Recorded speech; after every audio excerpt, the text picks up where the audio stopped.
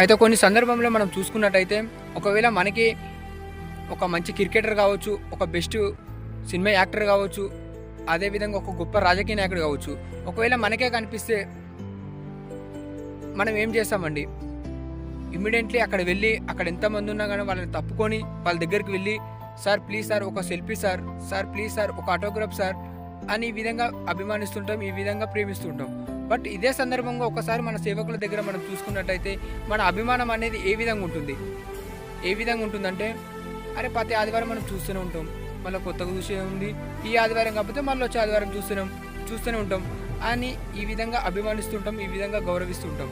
But ఈ రోజున ఈ దినంలో నేను చెప్పే విషయం ఏమిటంటే ఒక మంచి సినిమా యాక్టర్ కావచ్చు, ఒక బెస్ట్ క్రికెటర్ కావచ్చు, ఒక గొప్ప రాజకీయ నాయకుడు కావచ్చు, బట్ వాళ్ళు మన గురించి ఏం చేయకపోయినా కానీ, అదేవిధంగా వాళ్ళకి మనకి ఎటువంటి సంబంధం లేకపోయినా కానీ మనం మాత్రం వాళ్ళని అభిమానిస్తుంటాం, గౌరవిస్తుంటాం. బట్ ఇదే సందర్భంగా సేవకుల దగ్గర మనం చూసుకున్నట్టయితే మరి సేవకులకి మనకి ఎటువంటి సంబంధం లేదు కానీ బట్ సేవకులు మాత్రం మన గురించి మాత్రం ఒకటి చేస్తుంటారండి.